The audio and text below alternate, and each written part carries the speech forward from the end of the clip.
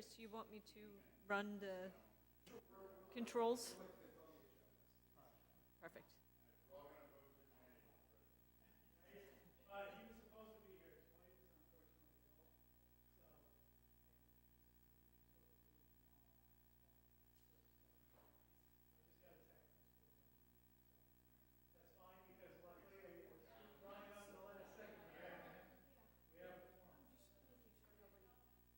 All right, so we'll call the meeting to order at 5:09 PM, and I'll ask Danielle to call the roll. She did take it. I'm a control freak. I took I'll it. ask Kate to take the roll. You can pronounce her own name. Yes, this is true, even though it's spelled incorrectly. See, I told you. It's spelled wrong the whole time. What, okay, you know, All right, Danielle DeSimone, Here. Kate Massananti here. Brian Mahoney is absent. Jim Manny is absent. Chip McGarr is absent. Dave Palazetti. Here. Brian Sylvia. Here. Luke Murray. here? And we have a vacancy for the school superintendent that we will be filling going forward.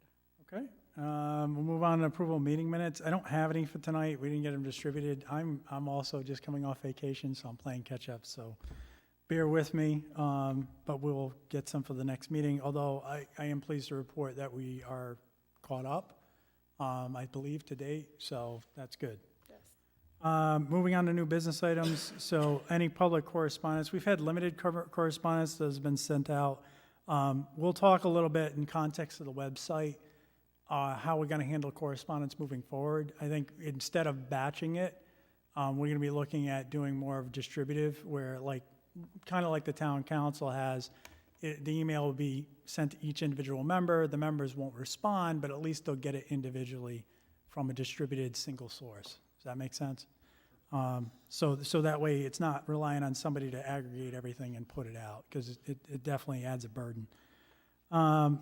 Moving on to chairperson's general correspondence and ongoing activities report. I'll keep it brief. We're going to be going over some of this already. I will tell you that Phil Conte is not here tonight for item number 10, but essentially, you all know, based on the update I provided recently, that the stage 2 has been submitted electronically, so that's a big hurdle for us, so small pat on the back. There's still quite a bit of time to review. I would expect 8 to 12 weeks for the review process. Phil's going to be helping respond, along with Left Field, to any comments that they have, but that's the biggest update that I have. Left Field, myself, and Kate have been corresponding on a number of things, a couple of which we're going to view tonight, and the committee will be involved in that process. So I won't steal their thunder. They're here. They can talk to it. Sure. Yeah, and that's important to know. I mean, we're in early for the September deadline, right? We were the first community to submit for For September. this round, yeah. Yeah, which it was the intent, right? We want to get in early and get a decision early, so I think we did exactly what we said we were going to do, get it in early. So we're there.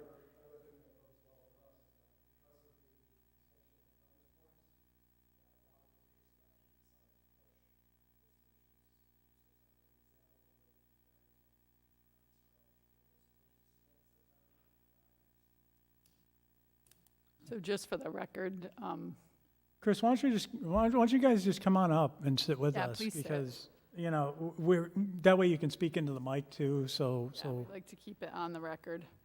So if you don't mind repeating that. Turn it on here. Yep, as long as it's red. Testing. So you guys were the first to submit your stage 2 application for the September deadline, well ahead of the September deadline. I did confirm that with Mario a couple days ago. And then also, because of the extension of the bonus points, a lot of districts are now actually pushing their submissions until May. So an example would be Barrington School District pushed their submission out, as well as East Greenwich School District pushed their submissions out. So hopefully they'll be able to get a review done pretty quickly without so much bearing on their plates. It's good. So I'm hopeful that we'll get at least a preliminary answer back. As I've noted, the final decision won't happen until December-ish, when the Council on Secondary and Elementary and Secondary Education ratifies the recommendation from RIDE. But we've been assured that we'll get some sort of preliminary notification, hopefully prior to the bond vote, so that would be helpful. Any questions on anything of what I've just reported? All right, seeing none, move on to call for nominations. So, as I said, it's been a pleasure. I've really appreciated the opportunity to serve. Hopefully, I've done you well. But this is the perfect breaking point at the end of the stage 2 to ship to another person, let them take over into the process and take the committee on a new direction, or same direction but continued path. So with that, we'll call for nominations for the chairperson, and then once we do that vote, that new chairperson will assume the meeting and call for nominations for both vice chairperson and secretary. I will say that we don't have a full crew tonight, so it's up to the next chairperson to determine if they want to hold that vote tonight. They could certainly table it until we have a full vote, because there may be other people who want to serve in certain capacities. So that's completely up to you. So at this point, I'll call for nominations for the school building committee chairperson. Can you clarify just, Doral, can you just? Yeah, Doral, what?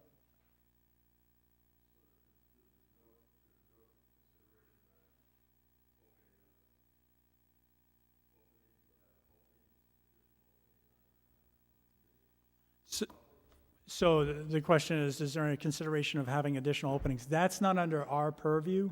So council appoints the committee, right? And it's under specific ordinance and RIDE rules. The council is the only body able to expand the group.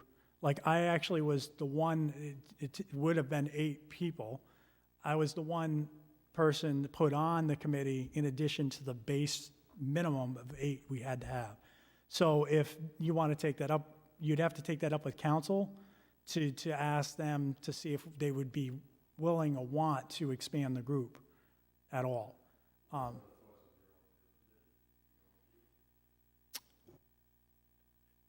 It's not something I'm really, well, to be honest with you, are you asking me personally or the group?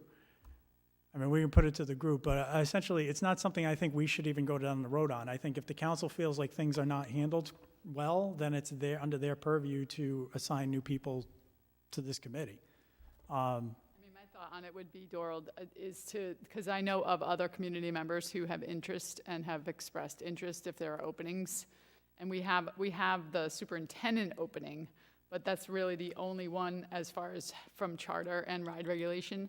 But I do know other community members had expressed interest of having more community members, either on the board or as part of like subgroups.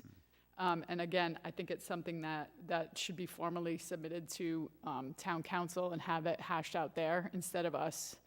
I mean, to me, the more the merrier when it comes to like interacting and branching off. But as far as the core committee,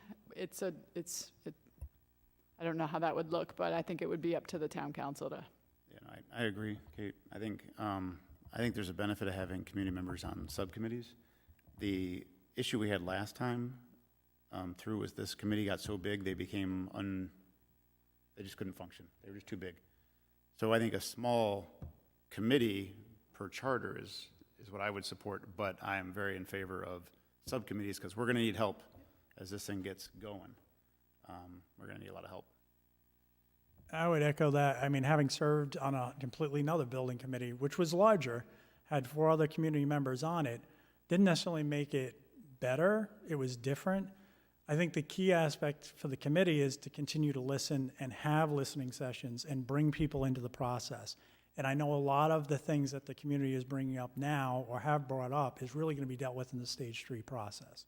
So this committee needs to act nimbly because this is the committee that's going to work directly with the OPM, going to have meetings almost every week during construction.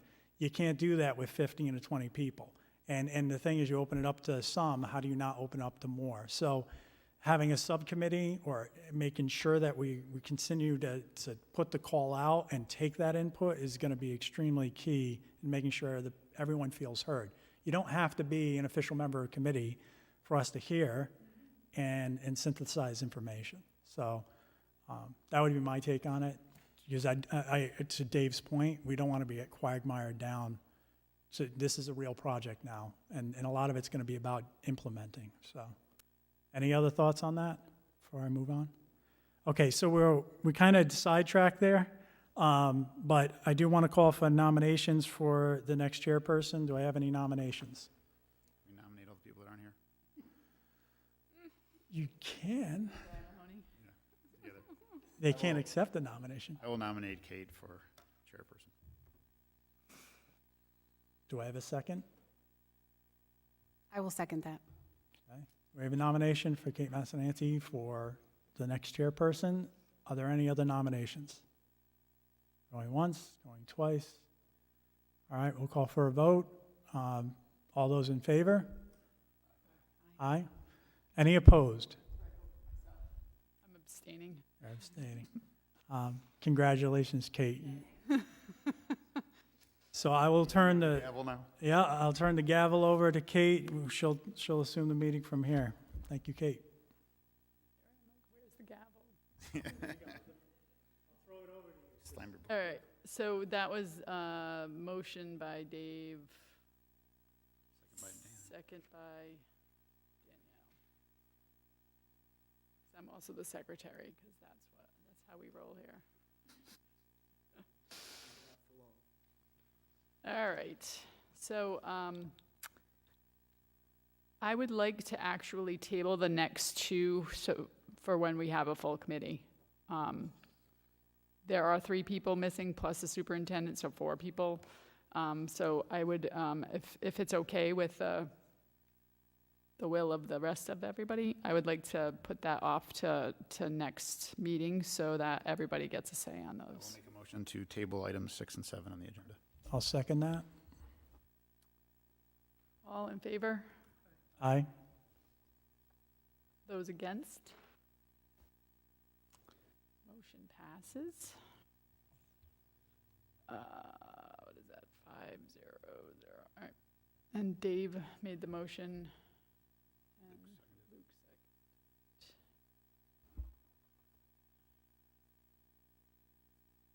All right, presentation by Left Field regarding updated school building project website.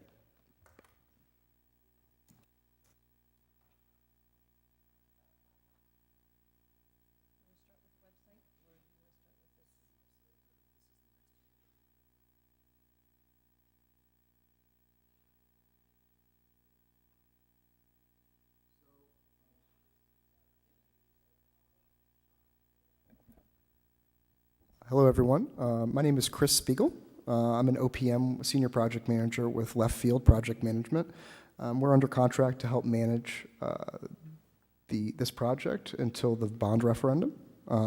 So what we've done, per the RFP and per discussions with this group, is develop a project website, which will act as more than just a warehouse of information. This is an opportunity for any member of the community to engage with the project through the contact us links. It also has definitions of the project, a document library. We'll go through it one by one. This is the homepage that we have selected. As you can see, the landing page, as it is, really pops. You get great renderings of the project. Each one of these, as it cycles through every few seconds, it provides a link that you can immediately click on and be brought to other pages within the website. So we've got, excuse me. So again, there will be, as soon as you log on to this page, a pop-up that pops up that will provide an opportunity for people to plug in their email address so that they can immediately get signed up for email alerts with information about public engagement meetings, specific milestones about the project, opportunities to engage with the public, listening sessions, those sorts of things. If you scroll down on the page, there is a project updates section on the right. This will have all of the current project updates as they come online. We have a brief program overview, which discusses the who, the what, the where, the when, and the why, in as simple as terms as we can really put forward. Following that would be a plans for the future sign with different things This video is a holder. We're going to be doing some testimonials. We're going to be going out to community members and asking their opinion about the project and what they think it would do for the school community and the greater SK community at large. And then moving down again, project updates down here. And then if you want to click over to the next tab on the thing. So we have a glossary of terms as well. So this is where we've identified the project team. Definition of the school building committee, the members of the SPC, who Left Field is, as well as who the architect is for your stage 2 submission. That would be Studio Jade. Philip Conti has been doing a great job so far on the stage 2 application, or he did a great job on the stage 2 application. He's been a great partner for the district. Moving in, we also have a design tab as well. And this is where the public can go to see some of the most recent renderings of the project, floor plans when they become available. This tab will really become more important during the stage 3 process, when we really start diving down into what the actual buildings are going to look like on the inside and the outside. So you might have floor plans on here, you might have building sections and envelope sections, things like that, so that if people really want to take a deep dive into the design of the building, they would have that opportunity. We also have a schedule tab. Right now, the schedule tab has the overall project schedule, as well as a milestone activity schedule, something that's just very easy for the public to read, to find out when some of these big milestones are planning on happening. We have them now just as months, but I think after review with this section today, we definitely want to put specific dates, especially for that bond referendum vote. That's very important, November 7th. Just on a side note, one of the things, hi, I'm Linda Laporta, also with Left Field, working on the website for you. One of the things that has come up recently on the schedules is just in forms of viewing things, if you want the most recent items at the top or the most recent items at the bottom. It's just something to think about because it really changes the structure of the website a little bit. So just something to consider as you're looking at this. We also have a meeting events tab, documents tab as well. Again, the documents tab is where you can access specific information about the project, public information about the project, such as the stage 1 submission, the stage 2 submissions, different community presentations that have also happened over the course. And then we have an FAQ section. And this FAQ section really is split into 3 categories. A staying informed, so I have opinions, I want heard, who should I talk to? Where can I go to learn more information about this project? So what's the easiest way to stay informed about this project? We also have set up an email as well. Oh, the website address, I should say, is skschoolproject.com. We thought that was very succinct. We thought that it really spoke to the point, and we also thought it would separate a little bit from other SK stuff that's going on.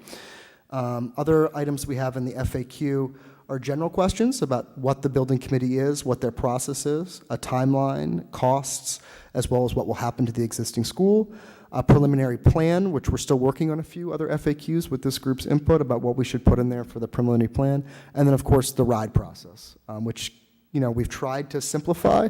It's a very complicated, multi-stage, 5-stage process. We've tried to sort of break it down into, the main aspects of it, which are stage 1, which is you identify the problems. Stage 2 is you design the solution. Stage 3 is you deliver or construct the solution. Stage 3 is design, and stage 4 is you construct the solution. And then, of course, stage 5, which is asset maintenance. So this is where we are currently right now. We are ready to go live whenever this group feels that we are ready to go live. Totally open to any feedback, any comments that you might have. Linda and I can get right on to working and changing anything about the website if you feel that it's maybe too obtuse or that if it needs to be more streamlined, we're happy to work on it. Can you say the name of the website again? Sure, it's skschoolproject.com. And is that live yet? That is not live. We're waiting for this group's approval before we make it officially live.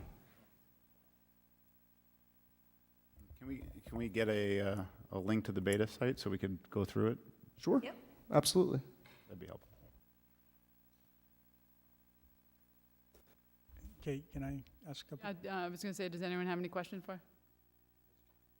It's all right, I don't mind. I'm informal. You good? Before we go live, there's a lot of like placeholder stuff on there. Is that intended to, are you going to strip some of that off before you go live? Okay, so like the testimonial videos, I just don't want to, I don't want to give the impression like things are half done. Oh, no. So I'd rather have less and then just add, you know. Yeah, we felt it was important to show you what the website would look like when it was complete with some of this placeholder stuff, but yes, we won't go live with anything that's not directly relevant to the project and has been approved.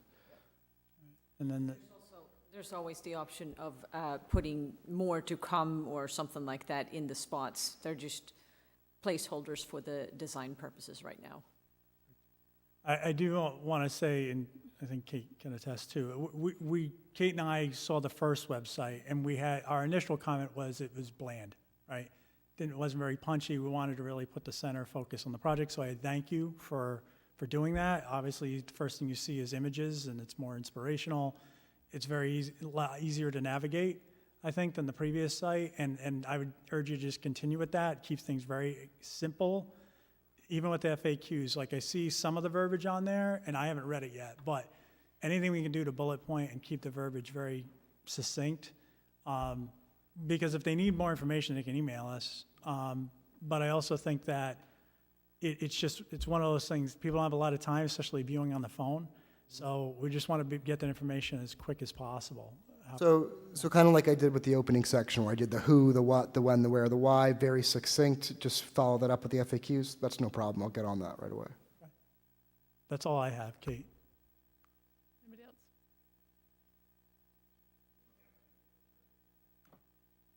else? Doral, do you have any questions? Do you? Great. All right. So Oh, I do have one other thing, Kate, I'm sorry. okay, go ahead. Yep. Financials. So we're not there yet, but at some point, we're going to have to simplify explaining, like, so that may be one of those, do we have a tab yet? Project financials? No, we don't have a tab for project. Like, and you don't say financials, be like, how much is this going to cost, right? And You had that in the FAQ, but I think it should be prominent. Okay. I think it right out of the own gate. tab, like, So like, yeah, have it its can, own up at tab. the top in the white section, have a tab. Yeah, we thought about also adding another. cost, you know? So there's multiple ways where the contact us pop-up comes up through links throughout the page. It'll probably come up too much, honestly. There's so ways to connect to it. So we were going to have up there in the top, we can also do, besides a contact us, we'll also add in a project cost. And we'll work with your bond counsel to get accurate depictions of what this will cost. I mean, I think the first thing we want to see is just the real high level, like, how much are we bonding for, right? And then just break it down very simply, and then have the opportunity, maybe if this was a drop-down cost, then you can dig in, like overview, then you have the next level, then you have the next level, right? So people like Doral who love numbers can dig in. Those who just want the high level can get the high level. Okay. Suggestion. No, How no, others feel about we that. heard you. Yeah, we hear you, yeah. And we can mirror the, sort of like you have on the project team, where you click on it, you get to the site and it has the basics, and then you can scroll down and it takes you. So if you go in here, if you click on, granted this is very small, it takes you right to that tab, so you don't have to sit and scroll through multiple pages. So we can lay it out that way as we continue to move through the process. Thanks, Kate. Just No problem. something that came to mind. One thing, I'd say when we do the financials, I think we should have it like clearly identified how much we're saving because of the bonuses, so people understand why we're pushing this through now and not just doing it years from now, to show that there is a significant savings to the town by, moving forward right now. There is, and I think maybe infographics will also help out with that process. When I was in Portsmouth, Phil and I created some infographics that were used basically to tell this is how much it would cost you, if this is how much your house is worth, and things like that. We can do that same sort of thing to make it more visual, because you're right, it is very text heavy right now. So if we can figure out ways to just make that information just very simple to do, then we'll figure out how to do it.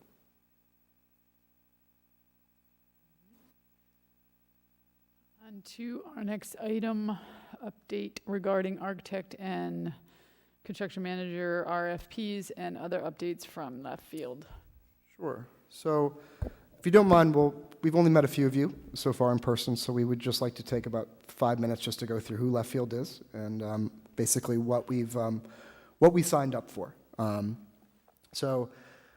Next slide, please.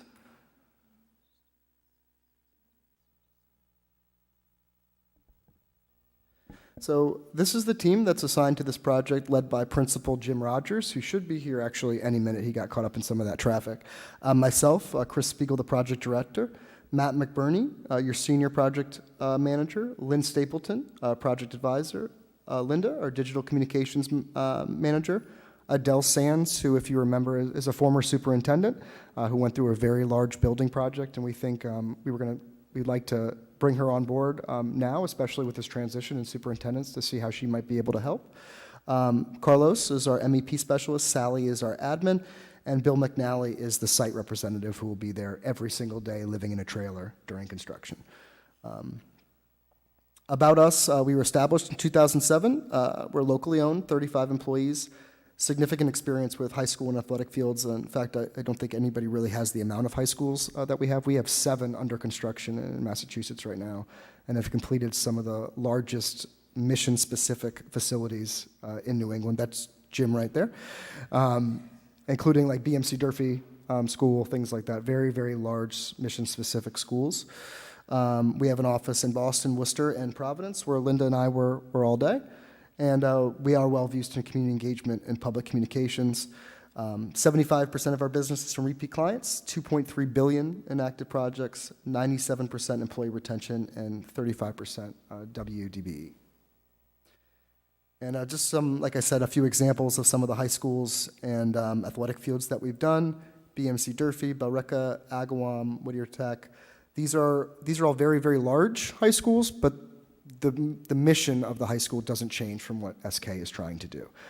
These schools have significant traditional educational programming as well as CTE programming spaces as well, and it's about finding harmony between those spaces. It's a challenge for a design team, and Left Field can work to mitigate that challenge. A couple more of the high schools that we're working on or have worked on, and then moving on to quickly athletic fields. So some Wayland, Durfee, Bertram as well, and this will be important for the other phase of this project.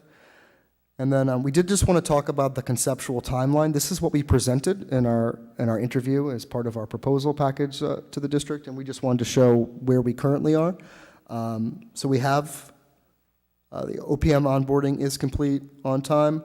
Project controls is still ongoing. The stage 2 submission, the QA/QC, and our cost estimate meetings were completed. Communications plan and website development, we're right there. Implementation starts hopefully next week with a few changes that Linda and I will get to work on right away. But then immediately starts public information outreach. One thing that we are going to be moving up, and that's what I'll talk to next, is the architect engineer procurement. We're going to be moving that up to the beginning or middle of August.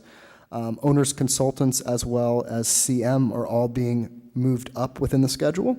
And then, of course, the stage 2 approval, which should happen sometime in November, followed by the council on elementary and secondary education's vote as well. So that's where we currently are, all of the tasks that we're currently working on and where we are with them. Are there any questions on where we are with our current schedule?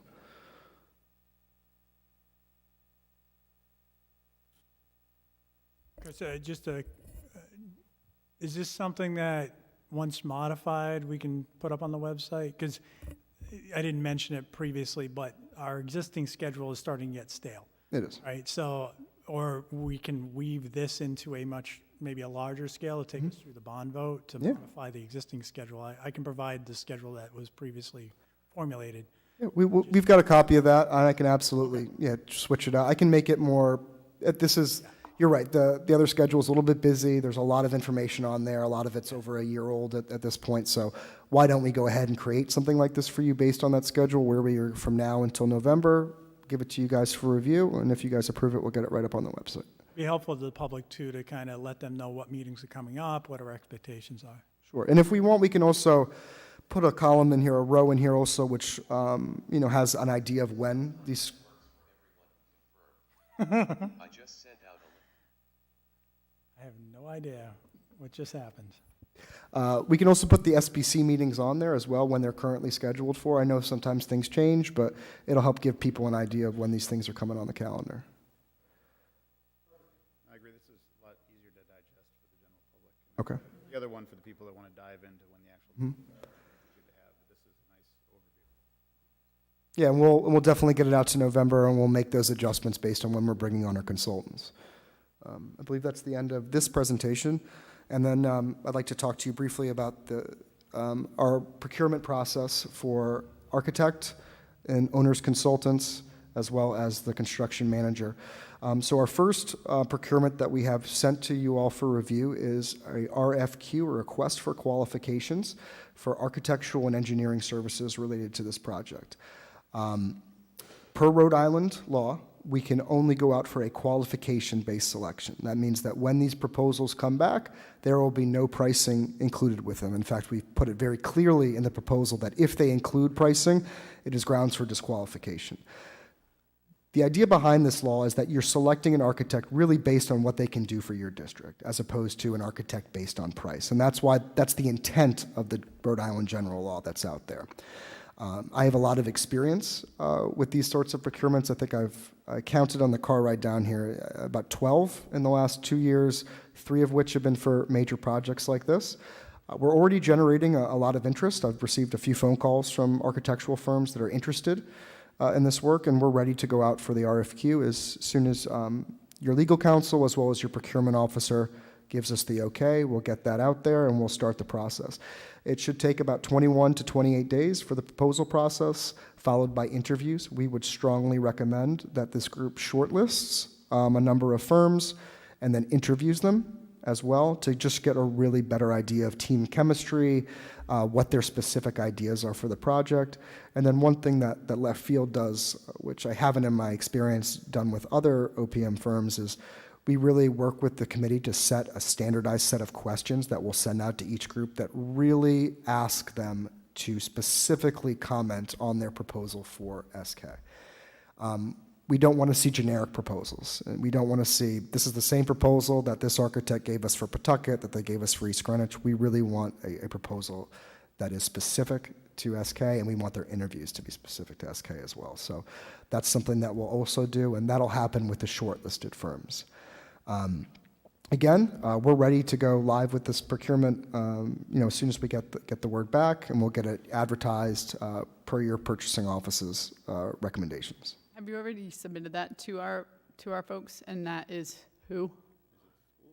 Yeah, was that not to the school, it was No. the town, or? The RFP, I believe you were on it. RFQ, I'm sorry. I believe you were on, was Kate not on that? I believe Kate was on it, yes. Yeah. And So, but in short, I did receive it. I Oh, it's did the go. one that we were talking about with Raquel, okay. Yeah. Yep. So I did go through it. Well, yeah, that's fine. So I did go through it with Julie, our procurement officer. I do have some comments. It's been a busy week because I just got back from vacay. I get it. So, Yep. so I expect by early next week, we'll have all comments back, and then from there, it would run on the town side because the financing comes on through the town side. We'll put it out with all the normal stipulation requirements, and then we'll work with the team and keep you all in the loop. So, And then in terms of reviewing those proposals, I'll defer to the committee how they would like to do that. Each district does it differently. There really isn't a set process per RIDE regulation or by Rhode Island general law about the review of the proposals. It just states that it's a qualification-based selection. So if the SBC wants to do that as a group, if they want to have a smaller subcommittee to review the proposals made up of members of the town and things like that, then that's your prerogative, and we'll support whichever way you decide to go. These proposals are generally very long. We do not like to give page counts because we really want them to see all those things. So just do be aware of those that are going to be reviewing it. It's a pretty significant lift. And like I said, each district is different. In some districts, they just want the OPM to review them, and we shortlist them, and then they do the interviews. In other districts I've worked in, they have specific subcommittees that are set up to review them. It's really up to how the committee wants to manage that process. Does anybody have any questions about this part? Chris, do you have a scoring matrix? Did I miss it? Do you have a scoring matrix that you'll help with us Yes. provide? Yeah, so we want to make sure, because this is a qualification-based selection, our main goal is to follow a process and to have that process very clearly delineated so that there's no question, certainly no bid protests about any of this sort of stuff. So I can share with you our scoring matrix. We have a pretty good one. It's worked really successfully on our last two procurements. One was for our last two architectural procurements, as well as our last two construction manager procurements as well. That's helpful, just so we're on the same evaluation scale when we're all looking at the proposals. Yep, you got it. That's all I have. The next item, the next procurement, to keep on this procurement agenda item, before we go out with a CM RFP, we would like to have a meeting to discuss project delivery options. While it's an assumption right now that this project will be bid out to a construction firm to perform under a guaranteed maximum price, or at risk, as common terminology, there are multiple ways of delivering a project. The three most pertinent to this work would be design, bid, build, or hard bid. Design, bid, build is when an architecture firm designs the project 100%, and then we bid that out to general contractors to put hard prices to it. A design build is when you ask for, in this case, we would ask for a contractor and we would assign them to the designer once you select a designer, and then they work in tandem together from the very beginning on the project. So really design starts when the CM or when the constructor is brought on board. And then the third option is a construction manager at risk. CM at risk is really what you're seeing on most school projects in Rhode Island. Because all of the risk, as it says, CM at risk, all of the risk is on the contractor. Before construction documents are finalized, you will enter into what's called a GMP, or a guaranteed maximum price contract, which assures that that is the maximum price for this work. If there are other things that happen, I mean, of course, there's always exceptions, but that is the most you will be paying for this project. And they do that by managing contingencies.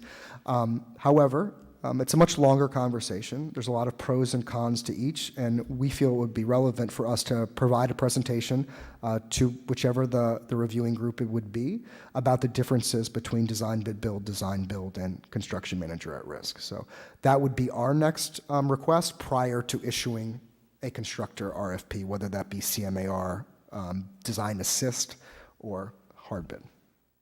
If we do go the hard bid route, then the procurement gets pushed off about a year, because we'll be designing the buildings in full prior to bringing on board a constructor.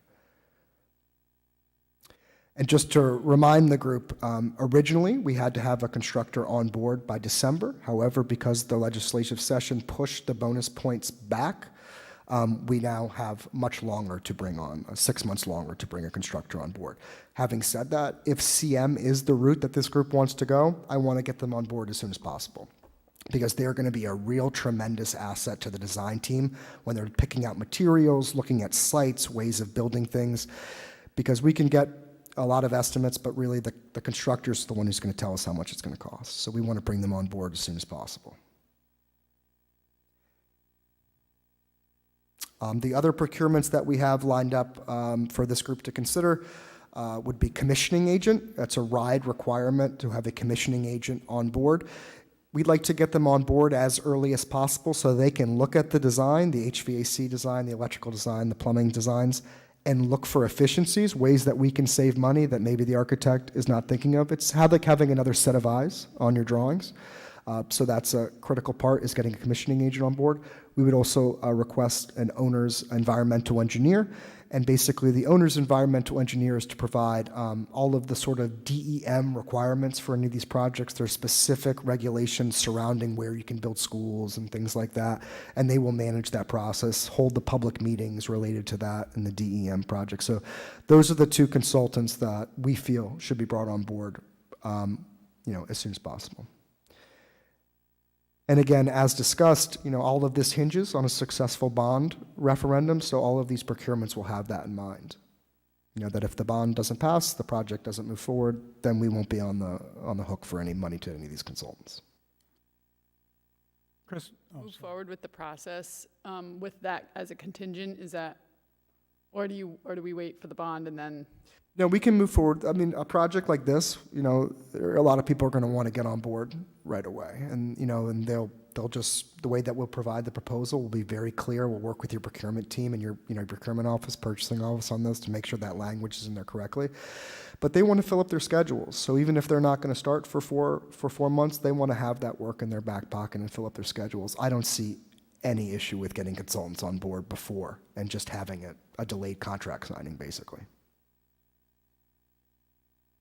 Chris, the environmental engineer, could that be a sub to the architect, or would you recommend doing a whole separate? We would recommend that the owner take on the environmental engineer.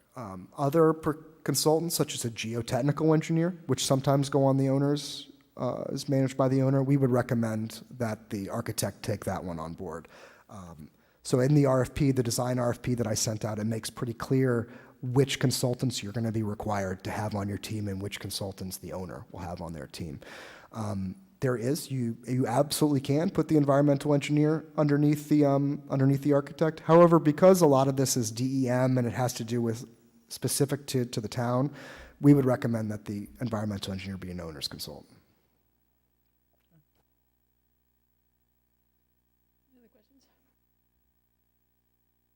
Any questions from the community members for this particular?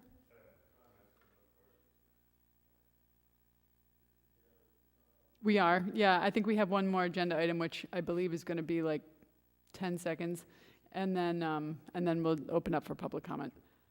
All right. So if nobody has any other questions, thank you. And I do have one last one. go for it.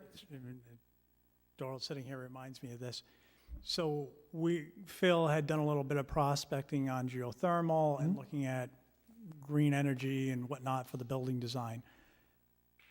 I'm assuming we're gonna have an architect, but is it specifically called out that they'll have to do that evaluation, or is that something when we negotiate, or? So that's something we can add into the RFP. I think that's a great discussion to have. So typically, those types of engineers maybe aren't basic services, geothermal, you know, sustainability requirements outside the New England Collaborative for High Performing Schools. The RFQ does specifically state that this building will need to be designed to the Northeast Collaborative for High Performing Schools. They will have to provide a CHIPS scorecard. They will have to provide a CHIPS review at the beginning of the project design, and once the project is completed, that will be owned by the architect with the current.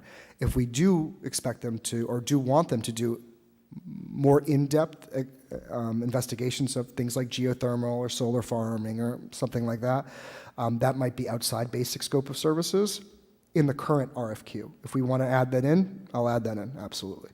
It would most likely be a consultant to the architect. Most architects probably don't have that knowledge in-house unless they're one of these much larger architecture firm, multinational architecture firms, which, you know, we have received a few phone calls, though, from multinational architecture firms that are interested in this project. Phil had Haley and Aldrich do a very, They're really good. basic Yeah. study, but it's something that would be good to have the option, even if it's under a contingency where, you know, it's kind of a floater, you know, we need you to agree at this consultant. I think some of it's going to be contingent on where our costs are going to lie with the basic project. If we're already blowing the project out of the water and we can't even go there, it's going to be a very different narrative than if, you know, we're looking at those options. But I think it would be nice, my personal opinion is it'd be nice to have it on as part of the scope of services to pull the trigger if we need it. So because this is an RFQ, we're only getting qualifications, we're not getting pricing. We can ask them to include it as part of their qualifications proposal, see who their proposed consultant is, what their experience is with this. But when we get the pricing, and we start to look more in depth on the budget and start to reconcile with the construction manager, we can take a look at it and say, okay, this is the line item price for that survey. You've already put it. It's already been negotiated. We can proceed with it at that time, or we can pull back. So I wouldn't necessarily be a basic scope of services. It would probably be an ad service, but we would make sure to get a price for it up front, so that way we can negotiate it during the contract negotiations, and if we decide to pull the trigger, we can. Sounds good. Dave, you're another construction guy, so, okay. Yeah. Perfect. Thank you. Sure. Thanks, Kate. Great. So thank you very much. Yeah, thank you. And as far as when we will need them again, I'm assuming next meeting? and we'll do some updates, because we only have 4 now, so we can't take a vote as far as the website goes, but it's going in the right direction, and it can be just like an informal, let's launch it type of thing. Yeah.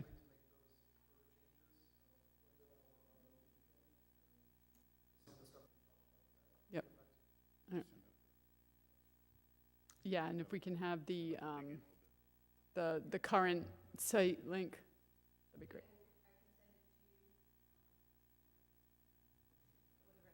I will send a link to the website that we just showed to you, Kate, and then you can distribute to the rest of the members. Thank you.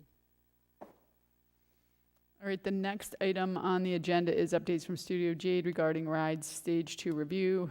They're not here, but as we discussed earlier, Luke, you mentioned already, Stage 2 has been submitted electronically. It'll be 8 to 12 weeks for a review. We were the first community to submit for the September deadline. The only question I have is, it has been submitted electronically. It is supposed to also be delivered hard copy, correct? And do we know if Phil is in the process of doing that? So I'm not sure, but I can stop by his office tomorrow and grab a hard copy and deliver it to Ride myself. He did reach out to me today, and I asked him to print 3 hard copies, because I figured 1 for schools, 1 for town, and 1 for the building committee itself. That was my thinking, but I wanted to have a few copies available if anybody wanted to witness, look through a hard copy. So we have it available here. I'm not going to be giving them out because it's over 1,000 pages, and it starts getting expensive quick, but if somebody wants to come in and thumb through it at town hall or go over to schools, we should have them available. We'll keep it up here because I'm here, so you can certainly come into council chambers and view it. That way you don't have to go down and deal with the planning if they're busy, because they tend to be busy. The other option too is I could put a copy over at the library, Peacedale Library, and just have it available at the counter so people can go at their convenience and just view it there. So I could have that 3rd copy just float there. We also plan on having it available via link on the website Yes. as well. But sometimes it's better to dig into a physical copy. I know I like to dig into physical copies as well. How's everyone feel about the library option as well? Actually, I think that's a great idea. Okay. All right. So I'll make sure that a copy gets over to the Peacedale branch.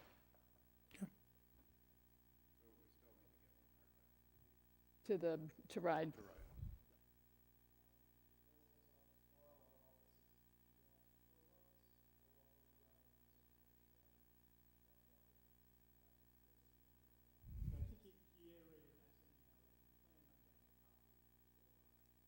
Yeah, so just coordinate with him if you don't mind. All right, thank you. All right, and that brings us to public comment. Mr. Beasley?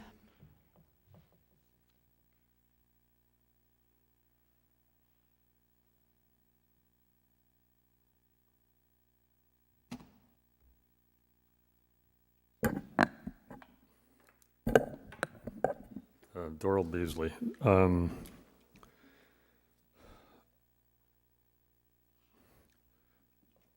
Global warming it's here, right? So I don't think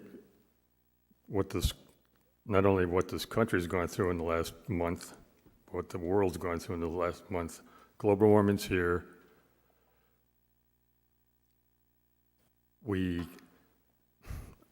I don't see why. I would really like this committee to consider setting in stone that we're going to go geothermal heating and cooling instead of leaving it wishy-washy. Here's why.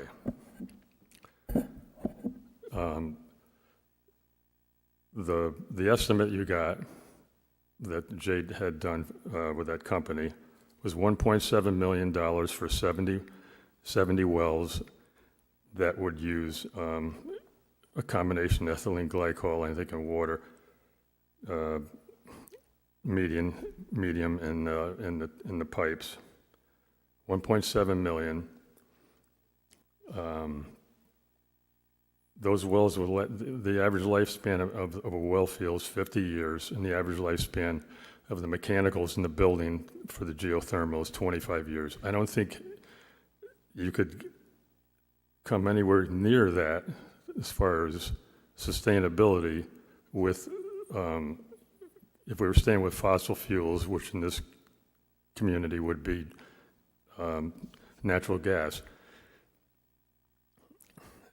To me, it's just not, I would really like to see this committee just say, we're not going to do anything, but we're going to go with geothermal. Now,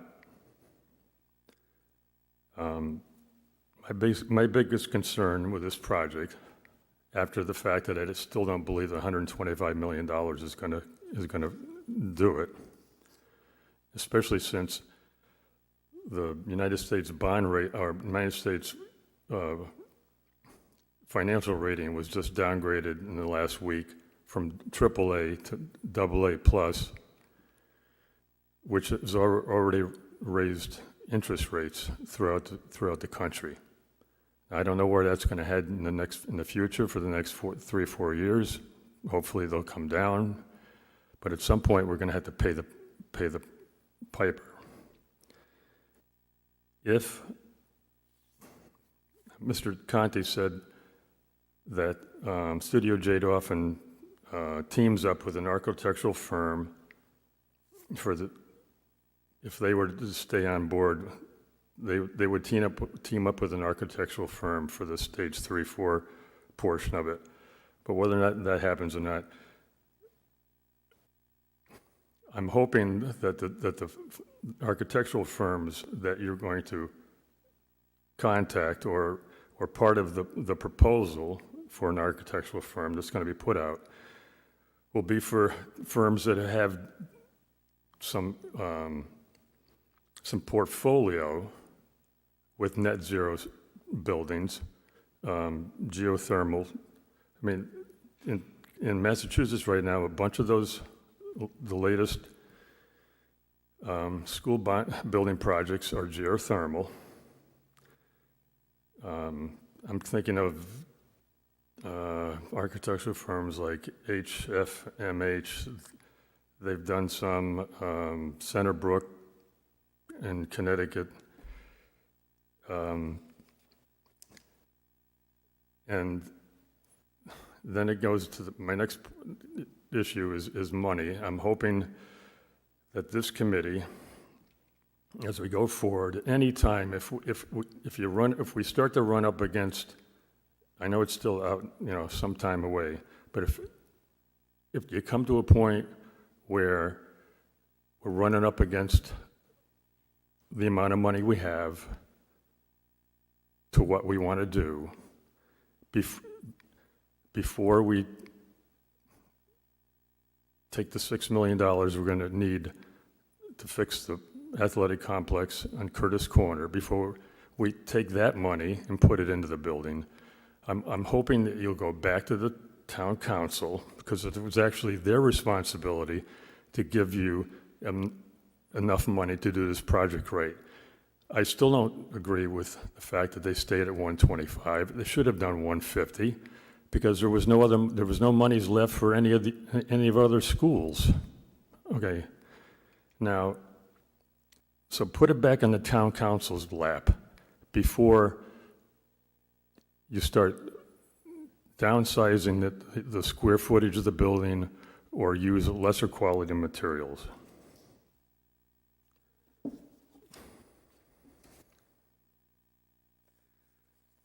But again, I'm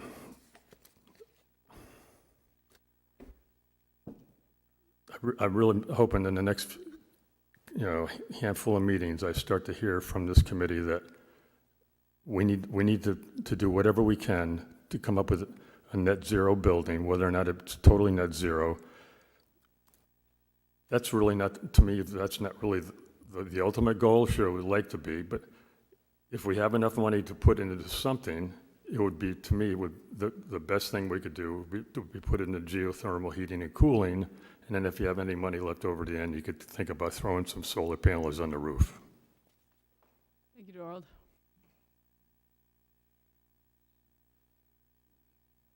Just say your first and last name. So my name is Greg Mancini, and I am from North Kingstown. I am also the head of a trade association called Build Rhode Island, And we are a coalition of 17 construction unions and 4 contractor associations trying to support projects like this throughout the state. There's about, I think, 8 bond initiatives throughout the state worth about $1.3 billion, and want to here to support you in any way we can. Just wanted to let you know that.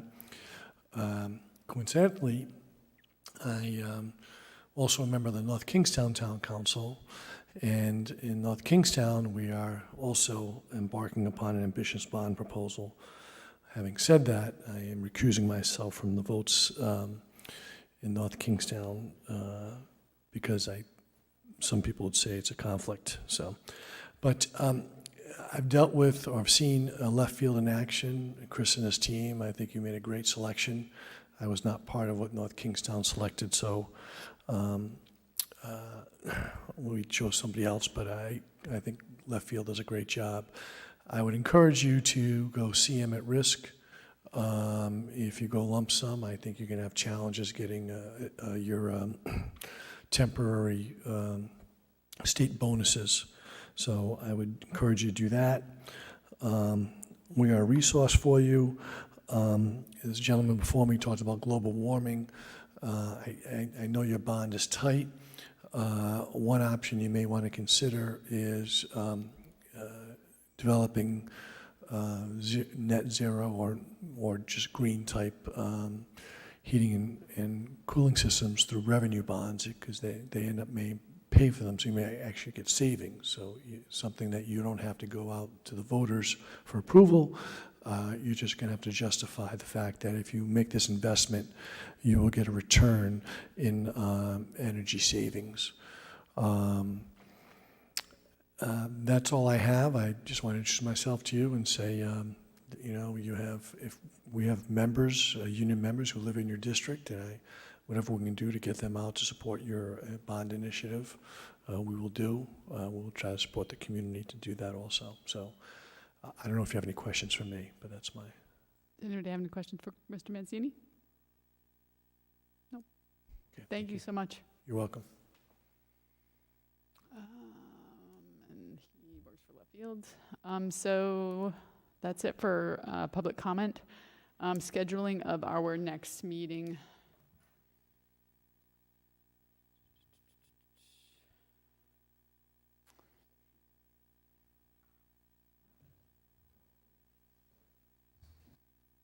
So are we prepared to go? I don't think we need to go weekly at this stage by any stretch.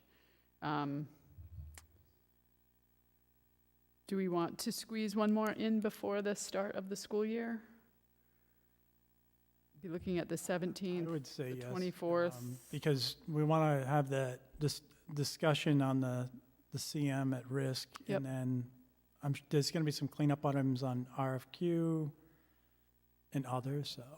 So I would suggest either the 17th or the 24th, because if we go to the 31st, then we're pushing up against Labor Day, and that's too late. So Thursday, the 17th.